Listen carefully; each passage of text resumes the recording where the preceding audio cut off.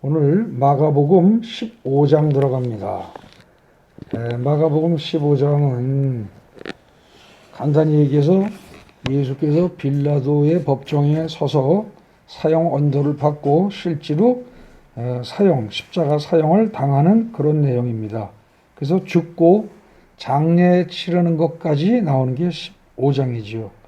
전체적으로 보면 시간적으로 지금 제가 말한 어떤 사건의 진행을 쭉 이야기하고 있습니다. 근데 여러분들 어떻습니까? 이 14장, 15장을 읽으면서 지난번에 14장 얘기를 제가 했어요. 의미를 설명했습니다. 근데 15장을 읽으면서 어때요?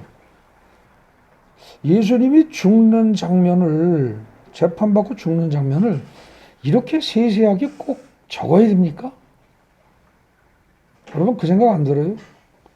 그리고 또 이상한 것은 여러분들 여기 15장을 읽어도 이게 그야말로 만인을 위한 대속의 죽음이라는 느낌이 듭니까? 솔직히 얘기해 보십시오. 잘 안 들어요. 이걸 읽어도 예수 죽음의 의미가 뭔지 잘 모른다는 거죠. 근데 이 사복음서를 다 읽어봐도 지금 이 15장 내용은요, 사복음서에 다 들어 있습니다. 마태, 마가, 누가, 요한 복음을 다 보면은 이 15장이 예수님 죽음에 관한 장면이 전부 다 상세하게 기록이 되어 있단 말이죠. 근데 그걸 아무리 읽어봐도 예수님이 죽은 것이 바로 내 죄를 위해서 죽었다? 이 죽음 때문에 내가 구원을 받았다? 이런 식의 느낌이 솔직히 별로 안 든다는 겁니다. 안 그래요? 여러분들 읽어보십시오. 여기 어디 그런 말이 있어요? 그래서 저는 이게 그전부터 항상 궁금했습니다. 왜 사도 바울은 어째서 서신서에서 이 사복음서에서는 예수 죽음의 의미를 명확하게 얘기하지 않았는데 왜 사도 바울은 서신서에서 계속해서 예수가 죽은 것이 사람들의 죄를 대속하기 위함이요 특히 내 죄를 위해서 죽었다라고 사도 바울은 계속 해석하느냐는 거죠. 그게 사도 바울의 임의적인 해석인가? 왜 사복음서에는 그게 명확하지 않은가? 이게 사실은 궁금해야 정상입니다. 근데 그게 왜 그러냐? 결론부터 얘기하면은요, 두 가지로 얘기할 수 있습니다. 구약에 대한 이해가 전혀 없는 것 하나하고, 구약에 대한 이해가 짧으면, 기초 지식이 없으면은 예수 죽음의 의미를 모릅니다. 이거 한 가지하고, 또 한 가지는 뭐예요? 번역이 잘못됐어요. 번역이 잘못됐어요, 이게. 두 가지가 합쳐지니까, 이 마가복음 15장을 읽으면 예수의 죽음에 관한 이 부분을 읽으면 그냥 시간적으로 쭉 진행되는 사건의 연속 이것으로만 이해될 수밖에 없다는 거죠. 이게 참 해석한 일입니다. 성경에서 어떻게 보면 가장 중요한 부분인데 여기서 번역에 착오가 생기고 최소한 두 군데가 나옵니다. 최소한. 근데 그 최소한 두 군데가 겉보기에는 아무렇지도 않습니다. 번역 오역한 것 같지도 않아요. 그런데 실제로는 파고 들어가 보면 그 미묘한 차이가 하늘과 땅 차이입니다. 오늘은 이제 그 부분을 좀 살펴보겠습니다. 제가 하는 이 설교는 사실은 조금 어렵습니다. 초신자들은 듣기에 좀 어려울 거예요. 근데 잘 새겨 들어주시면 아주 유익할 겁니다. 잘 들어보시기 바랍니다. 지난번 14장에서 어땠습니까? 14장의 내용은 어떤 거였죠? 대제사장을 중심으로 해서 서기관, 그 다음에 장로, 그리고 누굽니까? 바리새인들, 이런 종교 지도자들이, 유대의 종교 지도자들이 예수를 잡아서 죽이기로 결정을 하고 예수를 잡아오는 내용이 14장이었습니다. 그죠? 근데 그들은 사실은 그런 사람들을 예수를 잡을 권한이 없어요. 그리고 백성들이 또 그것에 대해서 놔두지가 않을 것 같아요. 그러니까 한밤중에 몰래 가서 잡아온 겁니다. 그래서 밤중에는 잡아오면 안 되는 건데 몰래 잡아다가 대제사장이 뜰에 가두었다가 다음날 새벽에 일찌감치 이제 빌라도에게 데리고 갑니다. 빌라도에게 데리고 가서 진행되는 일이 오늘 살피게 될 15장이죠. 왜 거기로 데려가느냐? 사형할 권리가 없어요. 그죠? 사람을 죽일 권리가 없습니다. 유대인들에게는. 그래서 정치 권력자인 빌라도에게 데리고 갑니다. 그런데 14장에 기록된 이 모든 사건은 단지 하룻밤 사이에서 비공식적으로 진행된 일입니다. 하룻밤 사이에. 그러니까 저녁에 성만찬 끝나고서 기도하러 겟세마네 동산에 갔는데 그 간 것을 지금 정확하게 시간 측정을 할 수는 없지만 저녁 식사하고 그 다음에 함께 제자들과 이야기하고 쭉 그러다 나중에 기도하러 갔다고 그랬을 때 그리고 가서 얼마 안 있어서 1시간 정도 기도 남짓하게 하고서 잡혔다고 봐야 된단 말입니다. 그리고 끌려오고 그게 새벽이었고 이렇게 되니까 아마 10시 넘어 한 11시쯤 됐다고 보면 되겠죠. 대략 한 12시 전후쯤. 어쨌거나 길어봐야 그날 밤 9시 이후 길어봐야 저희 성만찬 식사부터 따져도 그날 저녁부터 해서 얘기된 것이 시작된 것이고 그 다음에 잡혀간 걸 따지기 시작하면 어떻게 됩니까? 금요일 날 이른 새벽입니다. 금요일 날 이른 새벽으로 봐야죠. 그때 잡혀가서 그냥 막 번개불에 콩고 먹듯이 그냥 막 어렁스렁 대충 해가면서 막 그냥 잡아서 빌라도한테 넘긴 거예요. 하룻밤 사이에 비공식적으로. 그죠? 그 불법입니다. 그 다음에 또 그 다음날 빌라도가 일 처리하는 것도 어떻습니까? 여러분들 관공서가 대략 몇 시에 시작을 해요? 우리는 오늘날 9시에 시작을 합니다. 그죠? 근데 그때 당시에 마태복음이나 다른 데 보면은 그 포도원 농부들이 일 시작하는 시간이 되게 어떻게 돼요? 아침에 6시부터 시작을 합니다. 그러니까 뭐 그때 당시에 관공서도 비슷한 시간에 시작했다고 본다면 빌라도가 일을 재판을 시작한 것이 아침에 6시부터 거란 말이죠. 그죠? 그러면 마가복음에는 간단히 다뤘지만 신문하고 뭐하고 또 갔다가 다시 또 오고 이럽니다. 한 번에 끝나는 게 아니에요. 그렇게 해가지고서 결국은 사형 집행 시간이 몇 시예요? 오전 9시예요. 오전 9시. 오전 9시에 여러분들 거기 예수님이 못 박은 게 몇 시라고 돼 있어요? 거기 찾아보세요. 어디로 돼 있습니까? 몇 절에 나오죠? 25절에 때가 3시가 되어 십자가에 못 박으니라 그랬어요. 그럼 오전 9시예요. 그럼 빌라도가 아침에 처음에 신문하고 조금 신문하다가 보내주고 이게 아니고 신문하고 또 다른 데로 또 왔다 갔다 하고 그러다 나중에 빌라도가 나중에 또 와서 또 결정을 짓습니다. 그렇게 해가지고 최종적으로 자관 결정 지어서 못 박은 게 사형 집행한 게 어떻게 돼요? 그게 9시예요. 그러면 어떻게 되겠어요? 재판에서 재판 시작해서 사형까지가 몇 시간 걸렸다? 3시간 걸렸다는 얘기예요. 이건 인류 역사상 있을 수가 없는 겁니다. 전쟁터에서 그야말로 전쟁을 하다가 적군을 잡아서 그 자리에서 사살하는 경우라면 몰라도 이게 재판이라는 절차를 거치는 한 있을 수가 없는 거예요. 제가 몇 해 전에 바로 이 부분 예수님의 죽은 부분 이거 설교하면서 그때 그런 얘기를 했습니다. 뭐 혹자에 따라서 듣는 사람들에 따라서 기분이 안 좋을지 모르겠지만 우리나라에서 박정희 대통령을 죽인 김재규라는 사람 그 사람을 재판하는데도 어떻게 얼마나 걸렸어요? 그 사람 재판하고 사형 집행하는데 재판하는데 6개월 걸렸어요. 그럼 일개 국가의 대통령을 그 자리에서 아주 처참할 정도로 쏴 죽인 그런 사람도 그게 3시간 만에 그거 사용할 수 없는 거예요. 그런 건데 그때 당시에 그래도 사람을 죽이는데 이렇게 할 수 있어요? 그럼 어떤 사람들은 그럽니다. 그때야 그거 뭐 로마 시대 옛날 말하자면 미개한 사회고 뭐 어쩌고저쩌고 이렇게 얘기를 합니다. 아닙니다. 로마의 법은요 굉장히 엄격하고 훌륭했습니다. 그 법대로 하는 사회였고 그렇다면 적어도 아무리 식민지의 피식민 그 중에 한 명일지라도 그렇게 막 죽일 수 없는 겁니다. 그런데 불과 3시간 만에 사형까지 집행했다는 거죠.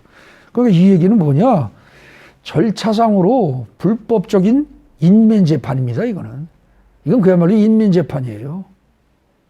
그 얘기고요. 그 다음에 변호인도 없었어요. 그죠? 그러니까 이게는 법적으로요 재판이 정식으로 성립될 수 없는 거예요. 순 엉망진창 쉬운 말로 해서 개판인 그런 재판이라는 거죠.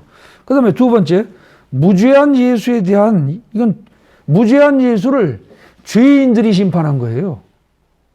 죄인들은 정작 그들을 심판한 사람들인데 이들이 무죄한 예수를 심판한 거라는 거죠. 예. 거기 9절 10절을 보면 빌라도조차도 사람들이 시기심으로 예수를 죽이려고 했다는 사실을 알고 있습니다. 9절하고 10절 보십시오. 그걸 느낄 수가 있어요. 그 다음에 14절에서 예수가 무슨 죄를 지었느냐고 14절에서 또다시 반문을 합니다. 빌라도가. 그런데 그때 어떤 죄를 지었다라고 명확하게 얘기를 하는 게 아니라 그냥 무조건 죽여라, 죽여라, 죽여라, 죽여라. 계속 그것만 떠들어댑니다. 그죠? 그냥 십자가에 못 박게 해라, 십자가에 못 박게 해라. 이걸 가지고 계속 떠드니까 밀란이 일어날까 봐서 결국은 십자가 처형을 해라 그러고 허락을 하는 겁니다. 그러니까 이거는요, 정식 재판 아니라는 거예요. 그야말로 인민재판입니다. 아마 저 인민재판의 그 원조는 인민재판 그럼 우리는 보통 북한의 왕년에 김일성 정권이 했던 걸로 생각하는데 아마 그 원조가 지금 이거라고 봐도 됩니다. 예수님 죽인 사건이에요. 진짜 인민재판입니다, 이거는. 그러니까 잘못한 사람 하나도 없어요. 근데 죽인 겁니다. 그 얘기가 지금 거기 2번, 붉은 글씨로 된 2번, 무죄한 예수에 대한 죄인들의 불법적 인민재판이다 중에서 1번에 관한 거예요. 동그라미 1번. 그러니까 죄가 있는 죄인들이 시기심에서 출발해서 대중들을, 군중들을 선동하고 권력층에 대한 회유와 압박을 통해서, 즉 지금 누구 얘기하는 거예요? 이건 누구를 회유한 거예요? 총독. 빌라도를 회유해가지고 압력을 막 넣어가면서 결국은 예수를 죽이게 한 거죠. 누가? 종교 지도자들이. 그죠? 종교 지도자들의 시기심에서 출발해서 종교 지도자들이 백성들을, 군중들을 선동을 해서, 이 선동정치 무서운 겁니다, 이거. 생사람 잡는 게 선동정치예요. 이 선동을 해가지고, 그래서 결국은 뭐예요? 죽여라, 죽여라 하니까 나중에 빌라도도 어쩔 수 없이 밀란이 일어난 것보다 낫다 싶으니까 그냥 오케이, 죽여. 이렇게 된 겁니다. 엉망진창의 재판입니다. 그러니까 이거는 있을 수 없는 일이 벌어진 거예요. 근데 지금 이 두 가지, 앞에 두 가지의 해석은 일반적인 그냥 세상적인 사회적인 해석이고, 문장 속에서 이제 중요한 게 3번입니다. 하나의 왕이 아니라 바로 그 왕을 죽인 인민재판이다. 이게요. 이제 여기서부터 번역이 잘못된 것 때문에 나오는 건데요. 여러분들 이제 알아두시기 바랍니다. 우선 여러분들 성경에 마가복음 15장 2절 보십시오. 빌라도가 묻되 네가 유대인의 왕이냐? 예수께서 대답하여 이르시되 네 말이 옳도다. 이렇게 돼 있죠. 거기 네가 유대인의 왕이냐? 이렇게 돼 있지 않습니까? 네? 맞죠? 근데 거기가요, 네가 유대인의 왕이냐? 번역이 잘못됐어요. 네가 유대인의 바로 그 왕이냐? 이렇게 번역해야 합니다. 거기다 써넣으세요.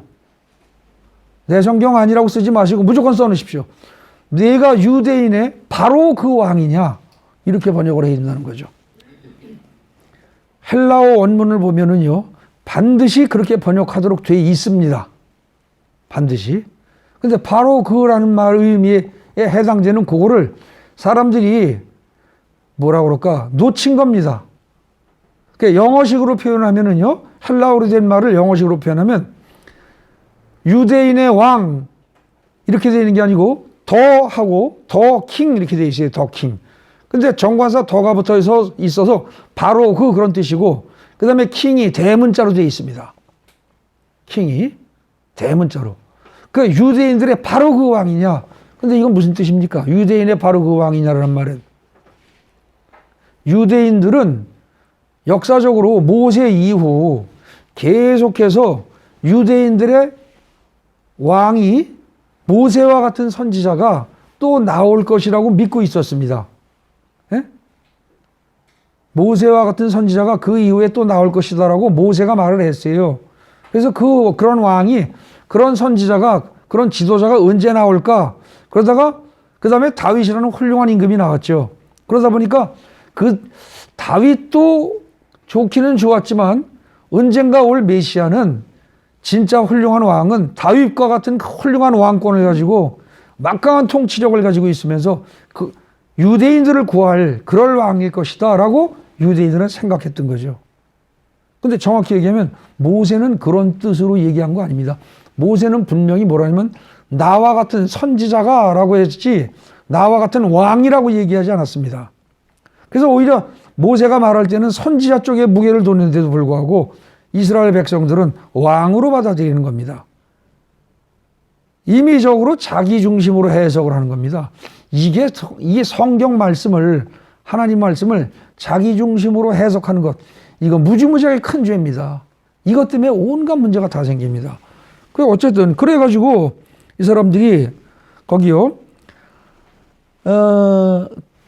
지금 그 번역된 거 바로 그 왕이냐 이렇게 되는 건데, 바로 그 왕이냐 그러면 뭐예요 이게? 유대인들이 바라던 바로 그 왕이냐, 네가 바로 그 이스라엘의 왕이란 뜻이냐? 근데 예수님이 그렇다 그럽니다. 그럼 예수님이 맞다, 내가 바로 그 왕이다, 이 말은 무슨 뜻이에요? 유대인들이 생각하는 나라는 뭐예요? 유대인들이 생각하는 나라는 다윗과 같은 막강한 선지자가 와서 세우는 강력한 이스라엘 나라입니다. 그죠? 그런데 원래 하나님이 말씀하신 나라는 뭐예요? 하나님 나라입니다. 원래는. 하나님 나라는 누가 주인이 돼요? 누가 왕이 돼요? 하나님이 왕이 되는 나라입니다. 그래서 이스라엘 백성들을, 이스라엘의 후손, 정확히 얘기하면 뭡니까? 야곱의 후손들을 백성으로 삼고 하나님이 왕이 되시는 나라가 그게 하나님 나라죠. 그러니까 하나님은 그런 나라를 세우시겠다는 겁니다. 그러니까 바로 그 메시아란 말은 뭐예요? 바로 그 왕이란 말은 하나님 나라의 왕입니다. 그럼 결국은 네가 바로 그 유대의 왕이냐 이 말은 뭐예요? 네가 하나님 나라의 왕이냐 이 말과 같은 겁니다. 그럼 그 말은 바꾸어 얘기하면 네가 하나님 나라의 왕이라면 네가 하나님이란 말이냐 이 소리입니다. 이해되십니까? 네가 하나님이란 말이야?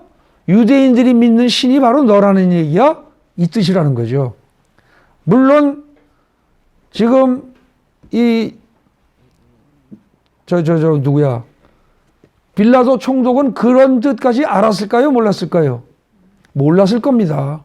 왜냐하면 이스라엘 백성들조차도 바로 그 왕이란 말을 다윗과 같은 왕으로 생각했을 테니까. 그 유대인들이 자기네들의 왕 그러고 말하는 그 왕이 바로 너야? 빌라도는 그런 정도로 생각했겠지만 이 원래 말 뜻은 성경에서 말하는 바로 그 왕이란 건 곧 하나님을 뜻하는 거거든요. 그럼 네가 하나님이냐 이 말입니다. 그랬더니 그렇다 이렇게 얘기를 하시는 거죠. 내가 하나님이다. 이 말을 인정하면 그 다음에 예수를 죽이는 건 누굴 죽이는 거예요? 하나님을 죽이는 겁니다. 하나님을 죽이는 거예요 이거는. 그러니까 그 이하에 지금 이 15장에 보면은요, 왕이라는 단어가 여기에 6번이 나와요. 마가복음에 왕이라는 단어가 총 12번 나오는데 한 번은 맨 처음에 나오는 게 어디냐? 3장에, 마가복음 3장에 보면요, 귀신의 왕 바알세불 그럴 때 그때 왕이라는 단어가 한 번 쓰입니다. 그 다음에 6장에 가가지고 헤롯 왕 얘기하면서 세례 요한을 죽이는 얘기 나오면서 그때 헤롯이라는 이름을 언급하면서 그때 왕이라는 단어가 5번이 나옵니다. 그럼 그 말은 뭐냐? 6장에서 헤롯이라는 사람의 권력이 엄청났다는 얘기입니다. 그리고 왕이라는 단어가 일체 안 나옵니다. 그다음 마가복음 15장에 여기 와서 예수님을 지칭하면서 왕이라는 단어가 6번이 나옵니다. 근데 이때 앞에 5번은 뭐예요? 유대인의 왕이라고 나오고 마지막 한 번은 이스라엘의 왕이라고 나옵니다. 뭐 그게 그거 아니냐라고 말할 수 있겠지만 여러분들 유대인의 왕이란 무슨 뜻이에요? 사실은 맞는 말이긴 하지만 정확히 얘기하면 하나님은 유대인의 왕이란 말을 쓰신 적이 없습니다. 이스라엘의 왕이라는 말은 어느 정도 인정할 수 있습니다. 왜냐하면 이스라엘, 야곱의 후손들의 왕이니까, 그죠? 야곱의 자손들의 왕이니까. 하나님은 야곱의 후손들의 왕이 되길 원하셨습니다. 이스라엘의 왕이 되길 원하셨어요. 그런 것이지 유다의 왕이 되길 원하신 건 아닙니다. 예. 근데 어쨌거나 지금 여기서 이거 번역을 일단 하나를 잘못해놨다는 거죠. 그래서 하나의 마치 네가 보통 지금 우리 15장 2절에 번역된 거 네가 유대인의 왕이냐? 그러면 이 말은 마치 뭐예요? 유대인의 왕이 역사적으로 여러 명 있었죠. 그죠? 그리고 그때 당시에도 유대인의 왕으로서 헤롯이 있었지 않습니까? 성전을 세운 헤롯이. 근데 네가 왕이란 말이야? 그럼 헤롯이 아니고 네가 왕이야? 이런 뜻으로 이해할 수 있다는 거죠. 근데 여기서 말하는 진짜와 원뜻은 그 글자가 대문자로 더 킹으로 되어 있기 때문에 바로 그 왕이라는 거예요. 바로 헬라어 원문 자체부터. 그럼 네가 유태인들이 말하는 바로 그 왕이야? 그 말은 뭐예요? 역사적으로 수천 년 동안 오실이라고 생각하고 기대됐던 그 메시아란 뜻이야? 이 얘기라는 거죠. 그리고 네가 그렇다면 하나님 나라의 왕이라면 네가 하나님이란 뜻이야? 이렇다는 겁니다. 이해되십니까? 이거는요 단순한 질문이 아니에요. 그래서 15장은 첫 단락에서 그 질문부터 시작을 합니다. 예수가 하나님의 왕인가? 예수가 곧 하나님인가 아닌가? 하나님 나라의 왕인가 아닌가? 그 질문부터 시작합니다. 근데 예수가 그 질문에 대해서만 그렇다 네가 바로 말했다라고 딱 인정을 할 뿐 그 다음엔 어떤 질문에 대해서도 대답을 하지 않습니다. 나머진 중요하지 않다는 겁니다. 네? 온갖 말로 예수를 고발하고 고소하는데도 일체 변명 한마디를 안 합니다. 내가 하나님의 왕, 하나님 나라의 왕이다. 내가 곧 하나님이다. 그 말을 인정하면 상황 끝났다는 겁니다. 더 이상 변명할 여지가 없다는 거죠. 그 다음에 너희가 하는 짓은 뭐다? 하나님에 대한 죄를 짓는 거다. 이 얘기입니다, 사실은. 그러나 하나님은 그 말씀을 안 하십니다. 그래서 거기 지금 그 3번 빨간 글씨에 하나의 왕이 아니라 바로 그 왕을 죽인 인민재판을 그랬죠. 그리고 거기 보십시오.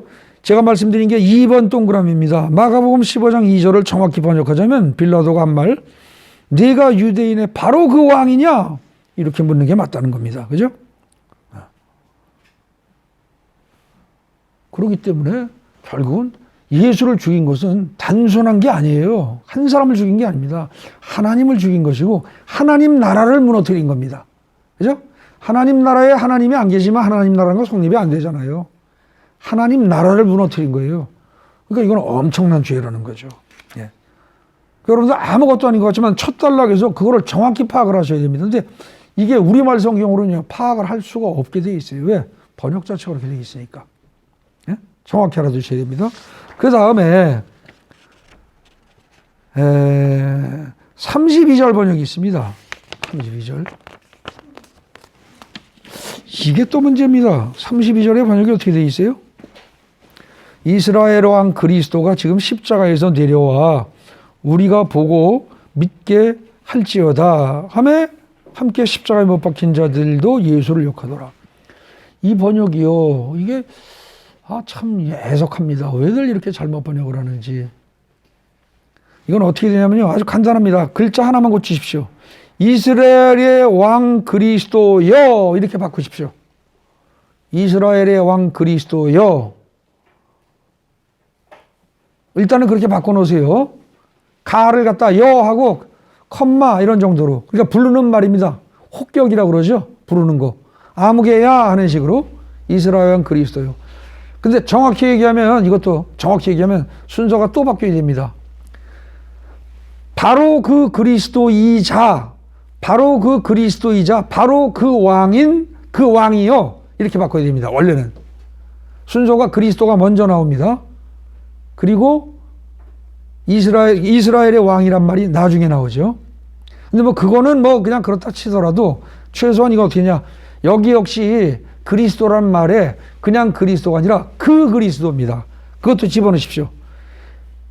이스라엘의 왕 그 그리스도여 이렇게 쓰시라는 거죠. 그러니까 가를 여로 고치고 그리스도 앞에 그자를 하나 더 집어넣으십시오. 이건 반드시 들어가야 됩니다. 그럼 이게 무슨 뜻이에요? 이게요, 여러분들 그 신약 성경에 그리스도란 단어가 나올 때마다 그 원문을 보면은요, 헬라어 원문을 보면 그 앞에 영어식으로 하면 정관사 더가 붙어 있는 거예요. 그 그리스도 이렇게. 그래서 그걸 갖다가 원문을 찾아보면 어떻게 되냐? 헬라어는 신약은 헬라어로 되어 있잖아요. 그리스 말로. 근데 그리스 말에 그 그리스도 이렇게 되어 있다는 거예요. 그래서 그걸 갖다가 그럼 유태인들이 만약에 구약 성경식으로 히브리어로 바꾸면 유태인들 중에서도 예수 믿는 유태인들이 있죠. 그 사람들이 이 신약 성경을 헬라어, 그리스어로 된 신약 성경을 자기네 원래 말인 히브리어로 바꿔놓은 성경이 있어요. 근데 그 성경을 보면은 하나같이 뭐라고 되어 있느냐? 그냥 메시아라고 되어 있지 않고 그 메시아 이렇게 되어 있단 말입니다. 그 메시아. 예? 그냥 메시아 그러면 여러분 거기 보면은 거기 글씨 중에 마시아흐 그런 말 나오죠? 예? 몇째 줄이에요, 여기? 동그라미 2번에 셋째 줄에 보면 이 그리스도라는 단어가 단순히 마시아흐가 아니고 마시아흐가 이제 이스라엘 말로, 히브리 말로 메시아 그런 뜻이에요. 원래 메시아를 이렇게 발음을 해요. 근데 이걸 영어식으로 발음할 때 이제 메시아 그러는 거죠. 예? 그래서 우리말 성경에도 그냥 메시아 이런 정도로 번역을 하는데 원래는 마시아흐예요. 근데 그냥 마시아흐라고 하지 않고 함마시아흐 그런단 말입니다. 함 그럴 때 그 하가 뭐냐면 그게 정관사예요. 바로 그런 뜻이에요. 그러니까 성경에 신약 성경에 나오는 그리스도란 말은 절대 그 그리스도가 아니고 반드시 전부 다 그 그리스도예요. 그 그리스도. 아시겠어요? 그러니까 우리말에 번역할 때 그걸 구분해서 해줘야 돼요. 그냥 여러분들 그리스도 하는 거고 그 그리스도 하는 거하고는 달라요. 그죠? 제가 사람을 얘기하면서 그냥 사람 하는 거고 그 사람 하는 거하고는 다르잖아요. 그것만큼이나 큰 차이를 나타내는 거예요, 이게. 그래서 여기 역시 그리스도라는 말 대신에 그 그리스도로 전부 다 바꿔 써줘야 됩니다. 거기 보십시오. 그런데 32절의 번역도 사실상 잘못된 것이어서 이는 바로 그 메시아이자 그 메시아이자 이스라엘의 바로 그 왕이요. 이렇게 번역이 됩니다. 지금 십자가에서 내려 우리를 보고 믿게 할지어다 라고 재번역을 해야 옳습니다. 그리고 거기 뭐 원리스 어쩌고저쩌고 제가 써놓은 거는 제가 이런 주장을 하면 왜 네 멋대로 하냐 그러고 뭐라고 이제 그런 사람들이 나올까봐 그런 사람들 같으면은 그거 좀 찾아봐라 그러고 그냥 참고로 써놓은 겁니다. 그러니까 여러분들 몰라도 됩니다. 신경 안 써도 돼요. 이스라엘 사람들은 언젠가는 메시아가 나타날 것이라고 믿어왔습니다. 하지만 다윗처럼 강력한 왕권을 가진 유대인만을 위한 메시아를 유대인들은 생각했던 거죠. 그런데 바로 그 메시아가 예수인 것을 알아보지 못한 겁니다. 왜? 강력한 왕권을 가진 메시아가 올 거라고 생각을 했었으니까. 근데 성경에는 강력한 왕권을 가진 메시아란 말은 없습니다. 그죠? 굳이 그 관련된 기절을 찾는다면 제가 아까 말씀드린 대로 모세가 앞으로 나와 같은 선지자가 나타날 것이다. 이런 얘기를 한 것뿐이지. 예. 그런데 유대인들은 자기들 나름대로 성경을 지멋대로 해석하면서 그걸 머릿속에 넣고 있다가 진짜 메시아가 나타났을 때 오히려 그 메시아를 따르는 게 아니라 오히려 죽이는 그런 죄를 범했다는 거죠. 그러니까 결국은요, 이게 자기가 성경을 임의적으로 잘못 해석하는 거 이게 엄청나게 큰 죄입니다, 사실은. 그러니까 제가 성경을 자꾸 꼬치꼬치 따지면서 바로 알자 그러고 막 파고 들어가는 이유가 이겁니다. 잘못 알고 잘못 믿어놓으면요, 그리고 그게 옳은 줄 알면 기껏 믿어놓고 나중에 지옥 가는 수 생깁니다. 끝까지 믿어놓고. 그러지 않겠어요? 결국은 그렇게 해서 거의 지옥 갈 수밖에 없었던 애들이 다 누구예요? 그게 유태인들이었죠. 그죠? 네. 거기 2번 동그라미 보세요. 헬라어의 그리스도라는 말은 기름 부음을 받은 자, 원래 그런 뜻입니다. 근데 기름 부음을 받은 자는 누구 있어요? 세 가지가 있습니다. 왕, 선지자, 제사장. 딱 세 부류예요. 그러니까 기름 부음을 받았다는 말은 또 무슨 뜻이에요?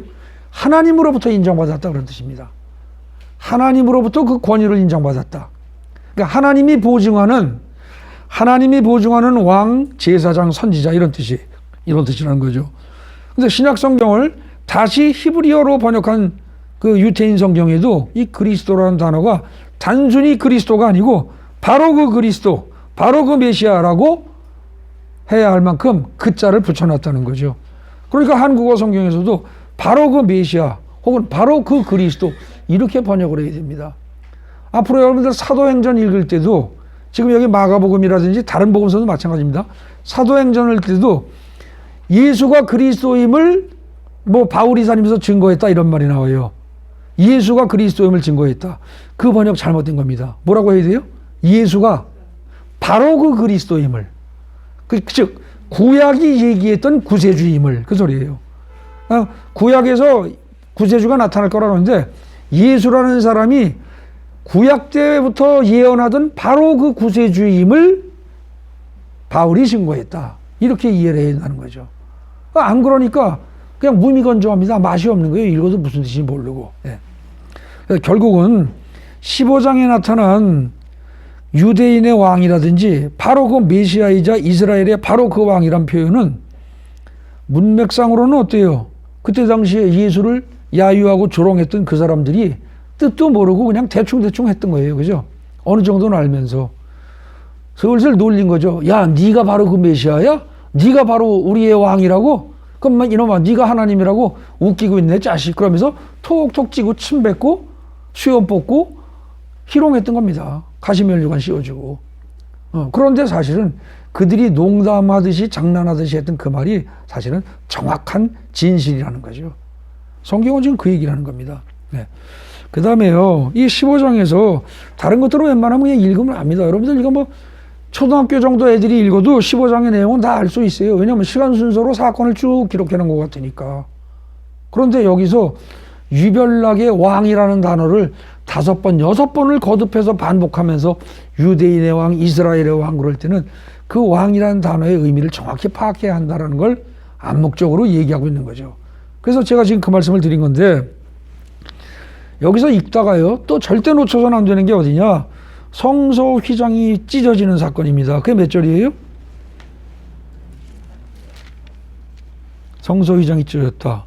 38절입니다. 그 직전에 37절이 뭐가 나와요?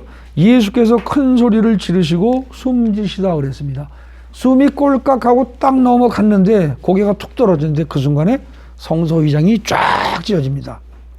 성소 휘장은 이게 출애굽기에 보면 이게 뭐 청색, 홍색, 자색실과 가늘게 꼰 배실로다가 짜가지고서 휘장 천을 짜는데, 뭐 제가 그 어떤 책에서 본 바에 의하면 이 휘장이 커튼이 이렇게 얇은 게 아니고 이 두께가 15cm래요. 그럼 이게 찢어집니까? 이게요, 칼 가지고 그어도 안 찢어집니다. 그 정도 두께가 되면. 근데 그게 맨 위에서 또 아래까지 쫙 찢어지면서 두 쪽이 났어요. 그럼 성전에서 특히 이 성소 안에는 다른 사람이 들어갈 수 있어요? 못 들어가요? 못 들어가요. 대제사장 하나만 1년에 한 번 정도 들어가는데 죽을 각오하고 들어가는 겁니다. 밖에서 목욕 제기하고 피로다가 제사 지내고 뭐하고 다 하고, 그러고서 아주 죽을 각오하고 나 죽으면 끄집어내 해가지고서 죽을지도 몰라. 하나님이 이스라엘 백성들의 죄를 용서 안 해주시면 내가 대신 지성소 안에 들어가 죽는 거야. 그래서 내가 죽을지도 몰라. 그러니까 죽으면 나를 끄집어내 해서 발에다가 끈을 묶고 들어가죠. 그죠? 그리고 방울을 달고 들어갑니다. 근데 들어가서 이 제사장이 움직이는 방울 소리가 나면 아직 살았구나 이러고 있는데, 방울 소리가 장시간 안 나면 이건 뭐예요? 죽었구나. 그럼 하나님이 노하셔서 우리 대신 제사장을 죽였구나. 근데 들어와서 꺼내올 수가 없으니까 끈을 가지고 잡아 당기는 겁니다. 그렇게 해가지고 제사장이 죽은 시신을 끄집어내는 게 낸단 말입니다. 그렇게 하는 건데, 지금 성소 안에는요, 여기서 성소 휘장이라는 것은 성소와 지성소 사이에 있는 휘장입니다. 그러니까 그거를 만약에 쭉 찢어버린다든지 그거를 만약에 손상을 가하게 한다. 그럼 유대인들이 어떻게 하겠어요? 그건 용서할 수 없는 죄입니다. 그죠? 그리고 하나님이 그건 반드시 죽일 거라고 생각을 합니다. 그리고 죽어 마땅하다고 생각을 하고. 그러니까 이 지성소와 성소 사이의 휘장이란 건 무지무지하게 중요한 거예요. 대단한 거예요. 그러니까 이걸 사람이 누가 찢었다 그러면 이거는 반드시 아마 죽을 수밖에 없을 겁니다. 그런데 예수님이 죽는 순간에 성소 휘장이 위에서부터 아래까지 쫙 다 찢어서 두 토막이 나도록, 두 개로 갈라지도록 하나님이 만드셨다는 거예요. 그럼 그 말은 뭐예요? 성소가 더 이상 필요 없다. 이건 아무것도 아니다. 아무것도 아니다. 그 소리입니다. 여러분들, 유태인들이 바벨론 포로로 잡혀가면서 성전이 몽땅 다 무너져 나갔어요. 그죠? 성전이 다 무너질 때 유태인들이 생각하기에는 세상 끝났다고 본 겁니다. 유태인들의 사고방식으로 성소가 손상된다, 성전이 무너진다, 이건 세상 끝난 겁니다. 그래서 유태인들이 70년 동안 잡혀갔다가 바벨론에서 포로기가 끝나고 돌아와서 처음 한 일이 뭐예요? 성전을 재건하는 일입니다. 그러니까 그들에게 성전이라는 것은 굉장히 중요하고 성전 전체의 뜰보다도 진짜 중요한 건 어디예요? 지성소예요. 근데 지성소에 들어가는 입구에 이 휘장이 이게 쭉 찢어져 버렸다. 그러면 아이고 세상 망했네 이렇게 되는 거죠. 근데 예수님이 돌아가시는 순간 지성소의 휘장이 쫙 다 찢어나갔다. 지성소 끝장났다 이 소리입니다. 이 말은 무슨 얘기냐?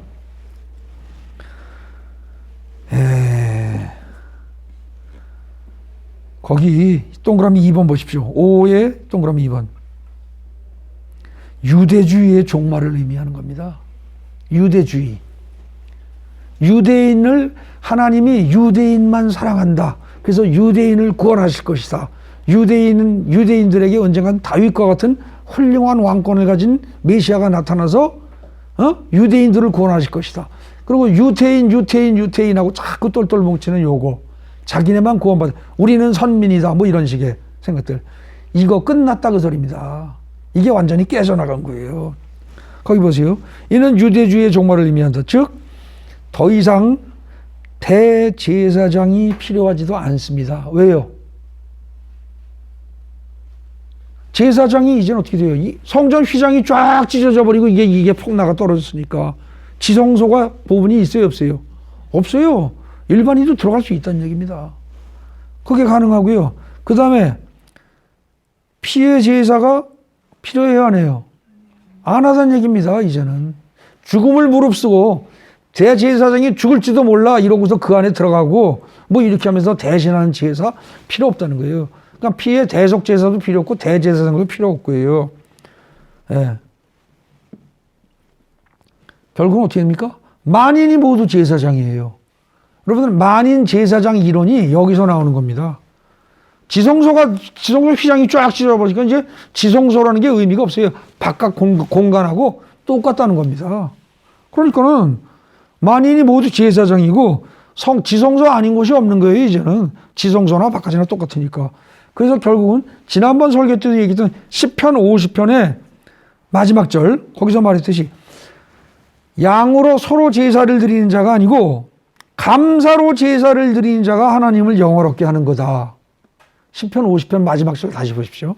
그런 말이 나옵니다. 예. 그래서 감사로 제사를 드리는 자가 하나님을 영화롭게 하는 것이지 대제사장을 통해서 피의 제사를 드려야만 하나님을 기쁘시게 하는 게 아니라는 거예요. 이게 시편 50편 마지막 절의 앞부분입니다. 그러면서 그렇기 때문에 어떻게 돼요? 하나님의 구원은 유대인에 한정된 게 아니라 만인을 위한 것이다. 지금 이 얘기입니다. 이해되십니까?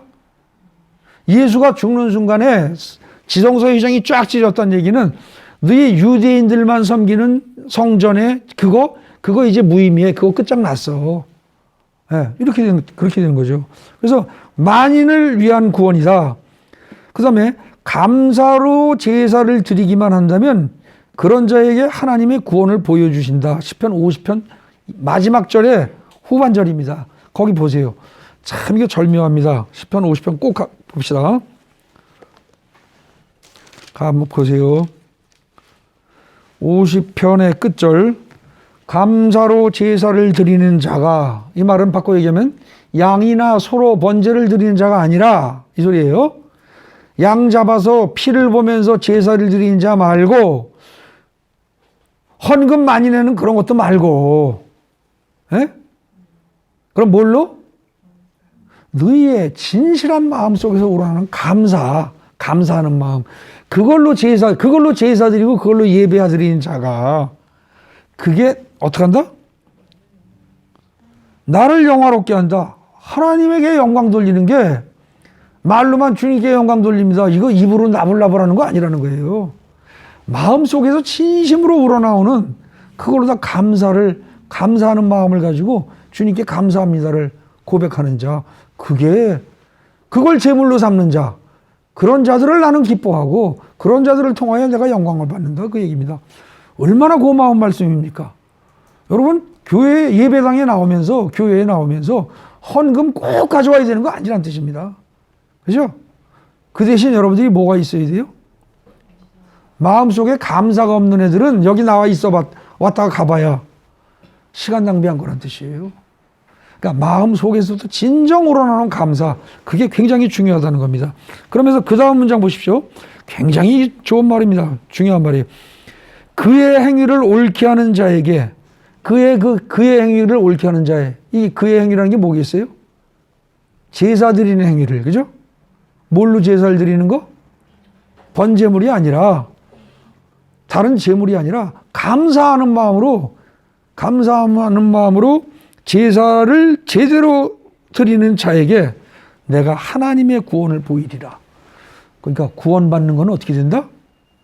구원받는 건 제물 많이 갖다 놓고 헌금 많이 한다고 해서 하나님이 건져주시는 게 아니고 평소에 매사에 감사하는 자, 그런 자들, 그리고 예수 그리스도의 죽음의 의미를 제대로 알고, 그죠? 제대로 알고 그걸 감사함으로 받아들이는 자, 그게 구원받는 조건이라는 거예요. 아시겠습니까? 그 지금 뜻하지 않게 시편 50편에 이 마지막 절이 사실은 예수 죽음과 밀접하게 관련되어 있습니다. 이것이 지난번에도 얘기했던 부분인데, 예. 그래서 거기 요컨대 예수의 죽음은 단순한 죽음이 아니고요. 예수가 죽은 것이 죄인들이 하나님을 죽인 것인데, 그러면서도 예수님은 죽음에서 그들을 비난하거나 정죄하지 않습니다. 그죠? 그러면서 끝까지 죽기까지 자기 자신을 낮추고 겸손한 자세로 자기 자신을 낮추죠. 자아를 다 죽여버립니다. 그죠? 생명이 끊어질 때까지 그런 모습을 보이십니다. 그래서 이 죽음이 실제로 예수 믿는 자들에게 자아를 죽이는 모범이 되기도 하고요. 그죠? 그러면서 이렇게 죽음으로써 대신 속죄양이 된 거죠. 대신. 속죄양이라는 말 아시죠? 이스라엘 원래 제사법이 어땠습니까? 원래 제사법이 죄가 있으면 그 죄를 양이나 소를 갖다가 거기다가 머리에다가 안수라고, 내 죄가 안수할 때 손을 통해서 다 들어간다고 보는 거예요. 그렇게 해서 죄를 전가시킨 다음에 그 양이나 소를 죽이는 겁니다. 그죠? 그게 원래 이스라엘 제사법이에요. 근데 여기서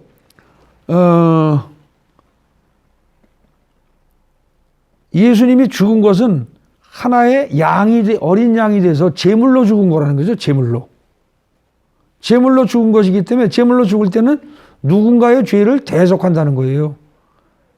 근데 그때의 죄가 결국 뭐냐? 마가복음 앞에도 보면 뭐예요? 나는 내 생명을 대속물로 주기 위해서 왔다라고 마가복음 앞에서 이미 얘기를 했었죠.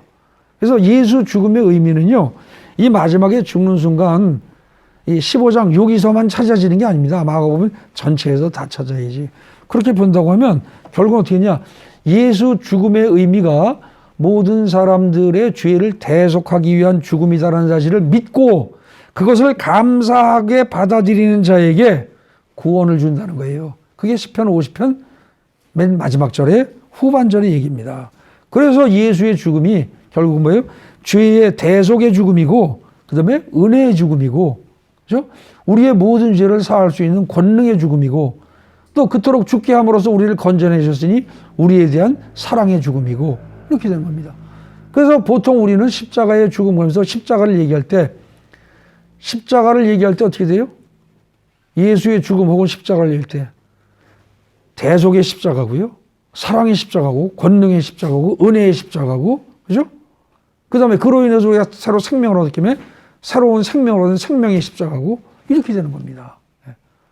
그 여기 이 부분을 마가복음 15장을 잘 이해를 하면 여기서 모든 바울의 신학이 다 나오는 겁니다. 바울이 서신서에서 예수 죽음의 의미를 그래서 우리가 뭐 어떻게 됐다 등등등 하는 그런 로마서에 나오는 대부분의 이론이라든지 이런 것들이 결국 이 15장에서 다 나오는 거죠. 그 다음에 또 살펴야 할 게 어디냐? 다시 마가복음으로 갑니다. 마가복음 15장에서 조금 전에 우리가 살핀 거는 몇 절이었어요? 38절이었죠. 거기서 조금 더 내려가 보십시오. 조금 더 가면은 성소회장 찢어진 거. 근데 그 다음 절이네요. 백부장이 뭐라 그래요? 이 사람은 진실로 하나님의 아들이었도다. 이럽니다. 이 사람이 왜 이 말을 해요? 그렇게 숨지심을 보고, 그러니까 실제로 죽어나가는 장면을 계속 봤는데, 십자가에 달리고 죽는 걸 쭉 봤는데, 보니까 이 사람은 지금 사형 집행관입니다. 백부장은. 십자가에서 사람 죽는 걸 수없이 집행했을 겁니다. 수없이. 그래서 아주 몸에 뱄을 텐데 대개 사람 죽을 때 나타나는 반응들이 있단 말이죠. 근데 예수는 특이한 반응을 보이는 거예요. 저주하거나 누굴 비난하거나 그런 것도 없고 그냥 담담하게, 그죠? 그렇게 하면서 마지막에 아까 뭐라고 그랬어요? 34절에 보면 엘리 라마 사박다니 나의 하나님 어찌 나를 버리셨나이까. 이렇게 하면서 마지막 죽는 순간에서도 어떻게 돼요? 하나님과의 관계를 의식하면서 죽어갑니다. 여러분 잘 생각해야 됩니다. 하나님을 믿는다는 사람이란, 예수 믿는다는 사람이란 결국 뭐냐면은 모든 문제를 하나님과의 관계 속에서, 예수와의 관계 속에서 파악하는 사람이 예수 믿는 사람이에요. 그거 잘 아셔야 됩니다. 학생이 공부를 할 때, 그럴 때 세상 사람으로서의 학생은 그냥 자기가 노력해서 공부합니다. 그리고 자기가 잘 먹고 잘 살기 위해서 공부합니다. 그런데 하나님을 믿는 학생이라 그러면 어떻게 돼요? 자기가 공부를 잘할 수 있는 것은 내 노력에 의해 아니라 하나님이 능력을 주시기 때문이다라고 믿습니다. 그래서 하나님께 지혜를 구하고 능력을 구합니다. 또 공부를 잘 해서 나중에 성공을 한 다음에 하나님께 영광을 돌리기 위해서, 하나님의 다른 백성들에게 영향을 주기 위해서, 좋은 영향을 주기 위해서, 이렇게 해서 하나님과의 관련 속에서 모든 문제를 이해하고 파악하는 게, 그게 하나님의 백성입니다. 예수님은 지금 마지막에 죽으면서도 하나님을 원망하는 것처럼 여기서 얼핏 여러분들은 생각할 수 있을지 모르지만 이 말 자체는 뭐예요? 원망하는 게 아닙니다.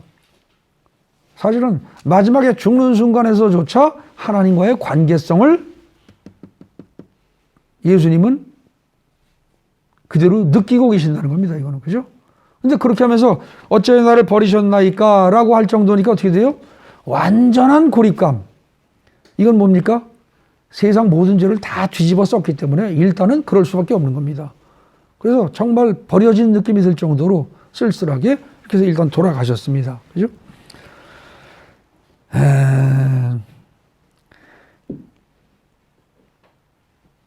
근데 이 하나님의 아들이라는 고백이, 하나님의 아들이라는 고백이 사실은 이제 마가복음에 어디 나와요?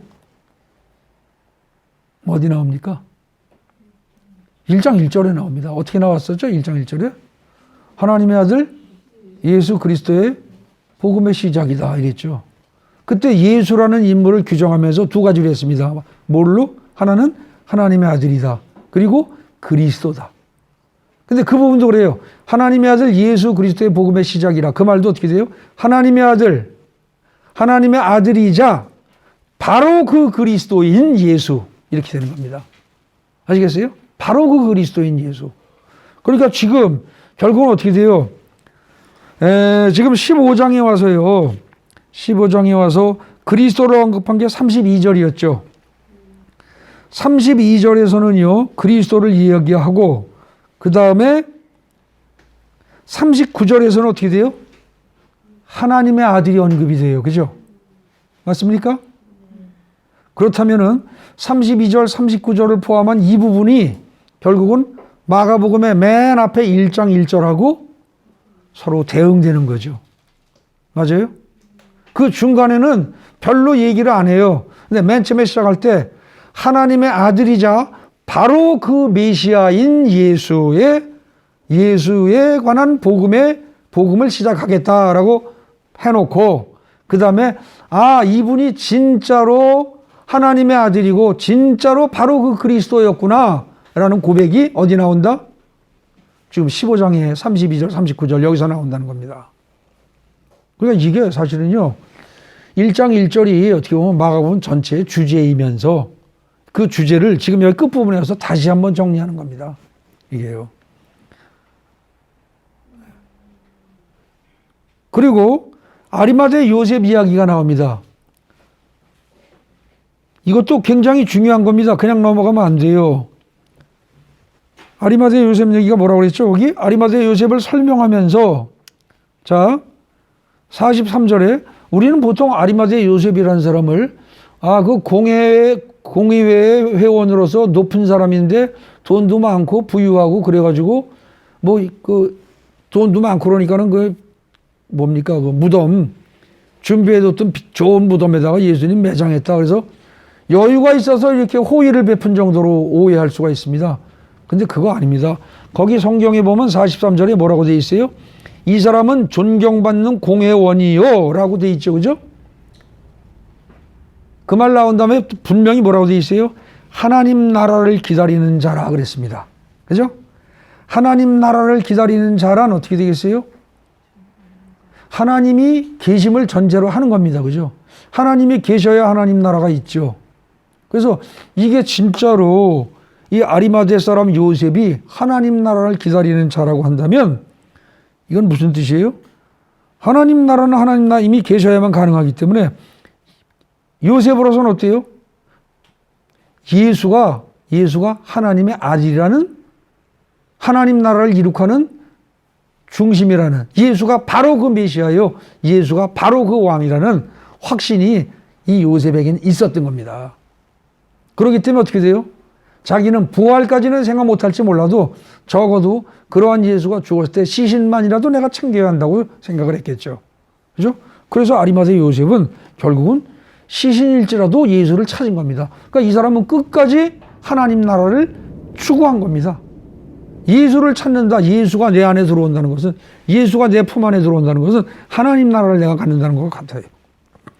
그런데 이렇게 해서 죽어버린 예수가 결국은 어떻게 돼요? 3일 만에 부활한다는 거죠.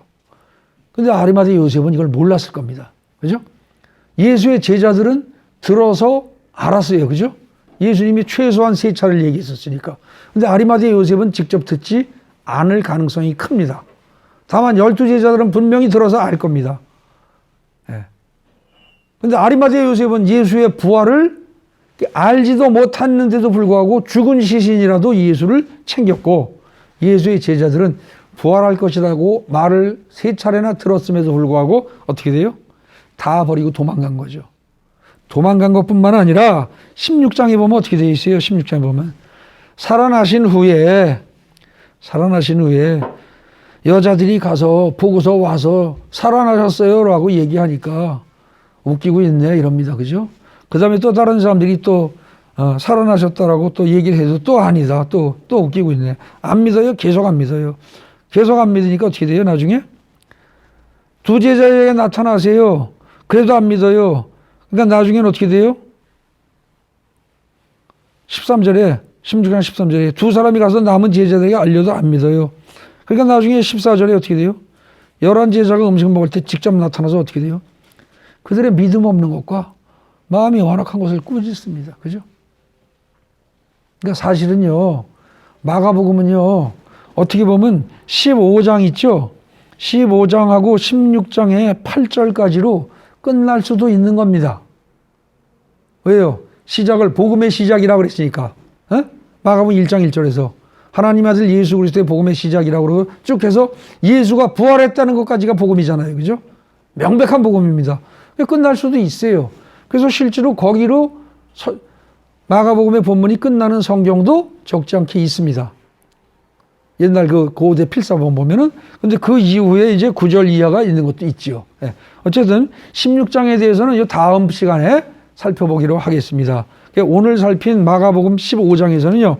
여러분들이 꼭 중요하게 여겨야 할 부분이 어디냐면 성경에다가 동그라미를 쳐놓으십시오. 뭘 쳐야 돼요? 2절의 질문입니다. 내가 유대인의 바로 그 왕이냐? 거기다가 바로 그를 집어넣어 주세요. 이 질문이 결국은 15장 전체를 이끌어가는 핵심적인 질문입니다. 그래서 그렇다 하게 되면 그 말은 곧 나는 하나님이다. 나 예수는 하나님이다. 그런데 나를 죽이려는 너희들은 하나님을 죽이는 잘못을 지금 범하고 있는 것이다. 에? 그 얘기를 간접적으로 하고 있는 셈이죠. 그래서 그거 놓치시면 안 되고요. 그 다음에 또 그 이후에 유대인의 왕이라는 말이 왕이라는 글자를 다 찾아보십시오. 그러면 제가 거기 요약해 놓은 거 있습니다. 어디 나온다고. 예, 거기서 동그라미 다 쳐놓으십시오. 왕이라는 글자마다. 그래 놓고 나중에 또 어떻게 돼요? 또 중요한 게 32절에 그리스도란 단어죠. 그죠? 그리스도란 단어. 이것도 바로 뭐예요? 바로 그 그리스도. 이렇게 이해를 해야 되는 겁니다. 그러면 뭐예요? 너희를 구원할 왕이요 제사장이요 선지자 역할을 다 하시는 분. 그래서 너희를 세상을 다 구원하실 분. 이런 뜻이라는 거죠. 그죠? 하나님이 인정한 존재. 이거예요. 하나님이 인정하신 왕이요 제사장이요 선지자 역할을 다 할 수 있는 사람. 그게 그리스도의 말뜻입니다. 그 다음에 또 절대로 놓쳐서는 안 되는 귀절이 뭐라고요? 39절에 성소 휘장이 찢어졌다는 거. 성소 휘장이 찢어졌다. 이건 유대주의의 종말입니다. 뭐 이것 자체가 무슨 뭐 죄사함을 받았다. 이제는 피제사가 필요 없다. 직접 나오는 게 아니라 유대주의가 끝났다는 거예요. 유대인들의 그 좁은 자기네들만 생각하는 민족주의적인 이런 사고방식 다 버려라. 이거예요. 그 다음에 39절에 하나님의 아들이란 단어. 거기도 동그라미 쳐놓으십시오. 이는 진정으로 진실로 하나님의 아들이었도다. 이렇게 되는 겁니다. 그리고 나중에 또 놓치지 말아야 할 구절이 어디냐면 42절에 요셉을 설명하면서 아리마대 사람 요셉을 설명하면서 뭐예요? 하나님의 나라를 기다리는 자. 이 말 놓치시면 안 됩니다. 여러분들도 하나님의 나라를 기다리는 자가 되어야 합니다. 아니, 좀 더 정확히 얘기하면 여러분들은 지금 어떻게 돼요? 하나님의 나라를 기다리는 자가 되어서는 곤란합니다. 하나님의 나라를 누리는 자가 돼 있어야 합니다. 이해되십니까? 하나님의 나라를 누리는 자가 이미 되어 있어야 마땅합니다. 그게 그리스도인입니다. 그런데 하나님의 나라를 기다리는 자, 요셉처럼 여전히 기다리기만 한다. 그거는 참 한심한 얘기죠. 그죠? 예. 지금 여러분들이 그런 정도의 단어들을 잘 기억을 하시고 그리고면서 15장을 읽어보시면 15장의 의미가 어느 정도 제대로 파악이 될 겁니다. 그리고 15장 전체에서 말하는 내용은 또 한 가지 뭡니까? 제가 이 공간이 부족해서 요약은 안 했지만 예수는 어쨌다? 예수는 분명히 죽었다는 겁니다. 분명히. 이거 조작 아니라는 거예요. 분명히 죽었다. 그 사실을 명백히 하고 있습니다. 안 그러면 그냥 간단히 예수가 잡혀서 십자가에서 그냥 처형당해 죽었다 하고 간단히 쓸 수도 있는 내용입니다. 엉터리 재판을 통하여 십자가에서 처형당하고 죽었다 이렇게 쓸 수도 있는 건데 이걸 한 챕터나 대로 상세하게 적을 때 그렇게 적은 이유 중에 하나는 뭐냐면은 예수가 죽었다는 사실이 엄연한 분명한 사실이다라는 걸 강조하는 의미도 있다는 거죠. 그런데 그 예수가 16장에 가면 살아난다는 겁니다. 네. 그리고 이제 이것을 희한하게 하나님께서는 이번 부활절을 맞아서 정확하게 타이밍도 맞춰서 깨닫게 해주셨습니다. 제가 제일 설교하기 어려운 부분이 마가복음으로 말하면 14장, 15장 부분이었습니다. 아, 진짜 이거는 대책이 없었습니다. 완전히 파악이 안 되니까. 근데 왜 그랬을까 하고 생각을 했는데 오늘 아침에 오면서 가만히 생각해 보니까 다 때가 참에 다 때가 차야 됩니다. 때가 이르러야 됩니다.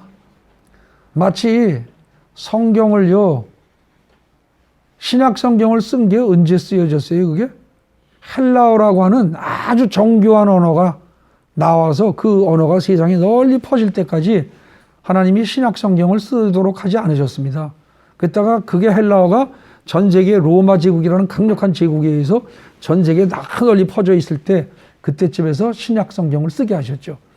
그때 그 헬라어로 쓴 신약 성경이 아까 말한 대로 정관사 하나 더 붙이고 안 붙이고 이런 거에 있어서 정교하게 의미가 아주 미묘하게 달라지는 그런 것들까지 다 표현할 수 있는 그 언어이기 때문에 그때 쓰게 하신 거죠. 그때 쓰게 하신 거고 그 다음에 이 부족한 조홍의 그 히브리어 헬라어 실력이 그런 것들의 의미를 정확히 파악할 수 있을 만큼 성숙될 때까지는 그 전까지는 설명 못하게 하신 겁니다. 제가 지금 가만히 생각해 보니까 제대로 알지 못하고 아는 척하지 말아라. 근데 이게 실력이 어느 정도 늘어서 이제 그런 것들이 분석을 하면서 보이기 시작을 하니까 그때쯤 되니까 이제 깨닫게 해주시고 드디어 이번에 이제 부활절을 맞이하면서 이 14장, 15장, 16장을 다 설교할 수 있도록 인도해 주신 것 같습니다. 그래서 저는 개인적으로 굉장히 감사합니다. 이 깊은 뜻을 실로 깨닫게 해주셔서 여러분들 하여간 이 14장과 15장을 그냥 단순히 어떤 사건이 그런 사건이 있었다라고 시간적으로 쭉 지나가는 그걸로 보지 마시고 지난번 설교와 오늘 설교를 다시 잘 들으면서 여기서 예수님의 십자가의 고통의 의미가 무엇이며 죽음의 의미가 무엇인가 그리고 부활의 의미가 무엇인가를 지난번 설교, 오늘 설교 그리고 다음 설교까지 이어서 여러분들이 그걸 확실하게 깨달으시고 예수의 죽음이 곧 여러분들이 개인적으로는 인정하고 싶지 않고 인정할 수도 없겠지만 예수의 죽음이 내가 마음으로 믿고 받아들이면 그건 뭐예요? 나의 죽음이고 예수의 고통이 내 고통을 해결하기 위한 것이요. 예수의 죽음도 내 죽음을 해결하기 위한 것이요. 그리고 그것이 분명히 해결되었다는 것을 보여주는 사건이 결국 뭡니까? 부활입니다. 예수 부활이 내 부활입니다. 예. 다음 시간에 얘기하겠지만 그 부활도 그냥 삶은 달걀 그거나 나눠주는 정도로 끝나지 않고 진정한 의미를 깨닫는 그런 부활절이 되기 바랍니다.